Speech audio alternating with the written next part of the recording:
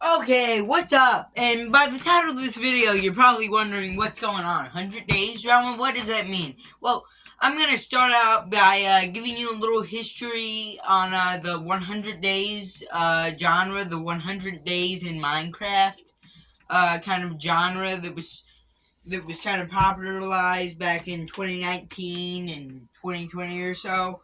And also go over two little drama situations that happened afterwards. I barely noticed that the Pop Goes and the Kiss t-shirt is gone. That just shows you how unimportant it has became. Anyways, yeah. So let's go over the kind of start here. It all began in 2019, as I said. With this video by Luke the Notable that now has over 51 million views. Now, in all fairness, Luke the Notable probably wasn't the one that came up with this concept. Probably someone's had this idea before but never acted on it. Or there's like some unlisted video from 6 or 7 years ago of someone doing it. And I even like remember watching like a video series of this guy that was doing like one day in Minecraft by a time.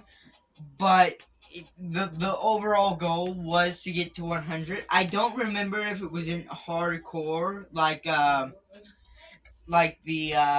Minecraft video that Luke the Notable did.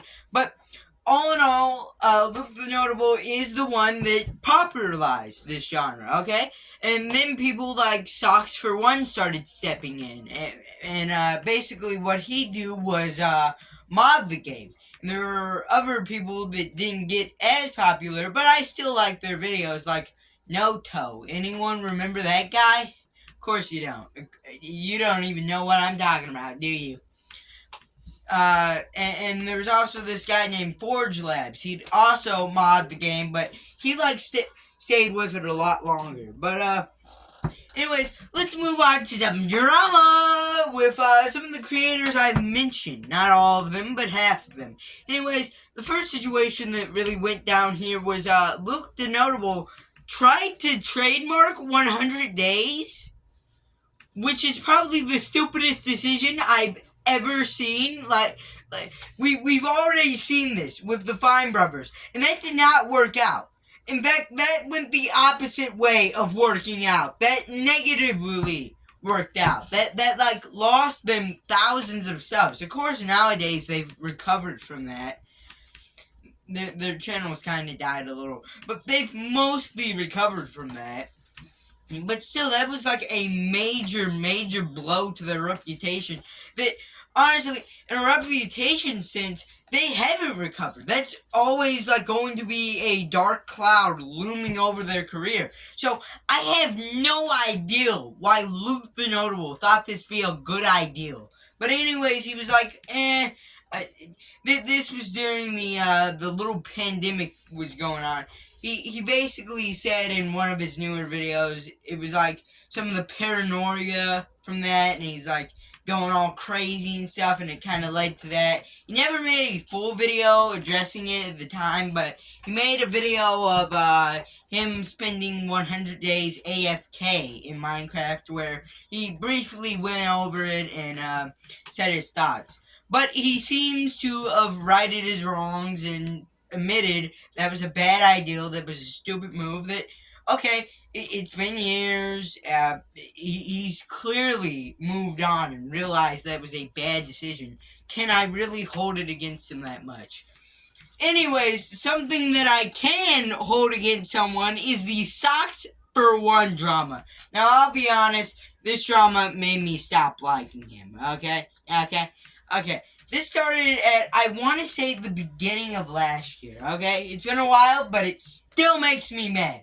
It still makes me mad here. Okay, so basically, Socks for One was really blowing up. At this point, I think he kind of moved away from the 100 Days genre, but he got his start from that, and now he's like doing these videos where he's like playing Minecraft with his friends, but there's like some crazy mod, and he's like, dude, and there's like little captions flashing up on the screen. That's basically his content. I basically summarized that. But at this point, he was running like 3 or so channels. So obviously, he can't consistently pump out content for all 3 of these channels alone. So he got a little editing team, and he had this guy like kind of manage the editing team. See, basically what was going on here was there's an editing team, there's a middleman, and then there's Socks for One. Basically, Socks for One would give this guy some work, then he'd hand it off to one of his editors, and then like that would be kind of something that editor could then like take and show to like a future employer, or like something that editor can like kind of get started on, kind of get a little practice on, and then like kind of get their name out there a little. Okay? And then he'd send the finished product back to Socks for One, and then he'd take a little bit of the money and hand it over to, and some over to the editors. Okay? Sounds neat. This was all disclosed to Socks for One, by the way.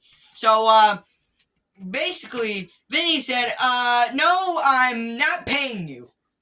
That's basically what he did. He didn't pay him, fired him, and then said, hey, we're going to be paying the editors less. We're going to be paying the editors directly. But by the way, you could have just done that from the beginning. You could have just reached out to some editors and gave them your work.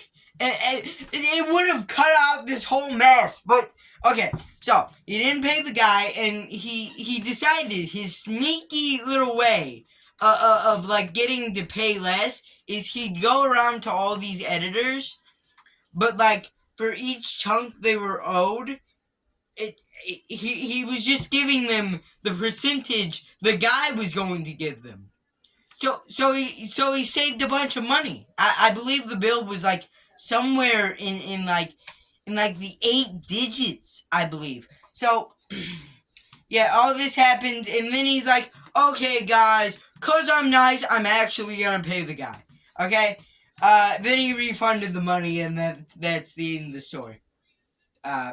Wow. What a douchebag, dude. Okay, that's my closing thoughts. Socks for One is a douchebag. Luke the Notable went kind of cuckoo during the pandemic, and yeah, that's my closing thoughts here. Leave a like and a comment below, and subscribe, and bye.